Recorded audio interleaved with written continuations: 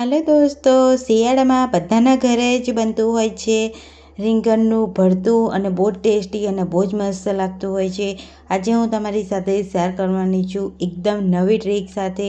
ના કોઈ વધારાની ઝંઝટ વગર, ના કલાકો સુધી રાહ જોવાની ઝંઝટ, લાંબા સમય સુધી શેકવું પડતું હોય છે. તો આજે હું એકદમ નવી ટ્રીક તમારી સાથે શેર કરવાની છું. તો ચાલો ફટાફટ બનાવવાનું શરૂ કરી લઈએ. તો અહીંયા આપણે જે રીંગણના ભરતા માટે બે મોટા આ મીડિયમ સાઇઝના રીંગણ મેં લઈ લીધેલા છે. તેને આ રીતે વચ્ચેથી કટ કરી લીધેલા છે ધોઈને, અને આપણે તેમાં એક તપેલીમાં એડ કરી દઈશું અને 1 કપ પાણી એડ કરીશું. અહીંયા ઓછા પાણીમાં આપણે આ રીંગણને બાફવાના છે. તો અહીંયા મેં ઢાંકણ ઢાંકી અને તેને બાફી લીધા છે. તમે આ રીંગણને તમે કુકરમાં પણ એક વિસલ કરી અને તમે બાફી શકો છો. અહીંયા આપણે તેને ઓવરકુક નથી કરવાના, અહીંયા આપણે ઠીક એવા કૂક કરવાના છે. તો અહીંયા આપણે કાઢી લીધેલા છે. આપણા રીંગણ છે તે એકદમ સરસ એવા બફાઈ ગયા છે. તો ગરમ ગરમ જ આપણે તેની છાલને કાઢી લેવાની છે. અહીંયા મેં છાલ એકદમ સરસ રીતે કાઢી લીધી છે અને આપણે આ રીતે કોઈ પણ કાંટાવાળી ચમચી લઈને તેને મેશ કરી લઈશું. હવે અહીંયા મેં ગેસ ઉપર એક કઢાઈ મૂકી છે અને અહીંયા મેં 1.5 ચમચી અહીંયા તેલ એડ કરી દીધું છે. તેલ સરસ એવું ગરમ થાય એટલે તેમાં 1 ચમચી રાઈ, 1 ચમચી જીરું અને 1/2 ટીસ્પૂન હિંગ એડ કરી અને વઘારને એકદમ સરસ રીતે સાતળી લઈશું.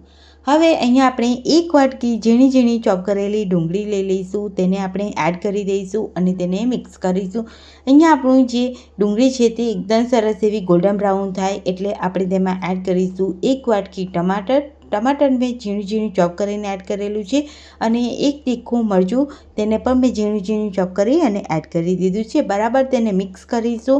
અહીંયા આપણા ટમાટરને સોફ્ટ થાય ત્યાં સુધી આપણે એક પેસ્ટ તૈયાર કરીશું. તો મેં અહીંયા 10 લસણની કળીઓ લઈ લીધી છે, તેને આપણે ખાંડીમાં એડ કરીશું. 1 ઇંચ આદુનો ટુકડો એડ કરીશું, થોડું મીઠું એડ કરીશું અને તેને વાટી લઈશું.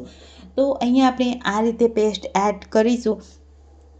તો આ પેસ્ટ છે તેનો સ્વાદ છે તે બહુ જ મસ્ત આવશે અને બિલકુલ પણ બિલકુલ પણ ફીકો કલર નહીં પડે. તો અહીંયા આપણે લસણ છે તે બરાબર એકદમ સરસ એવું વાટી લીધું છે.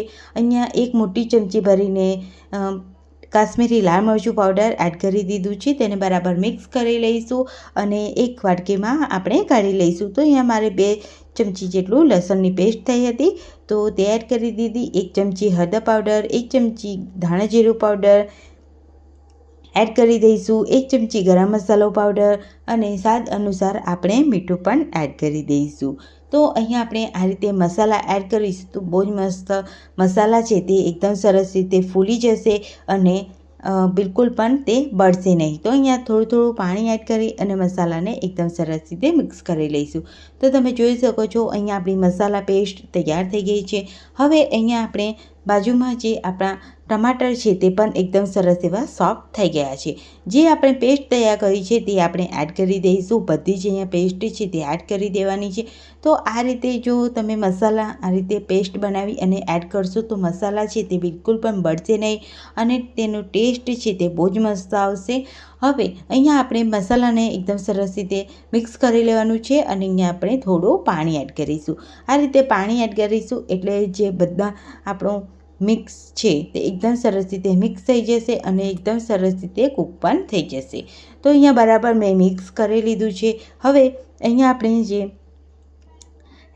રીંગણને મેશ કરીને લઈ લીધા છે તે લઈ લઈશું અને તે આપણે એડ કરી દઈશું અને બરાબર તેને મિક્સ કરી લઈશું.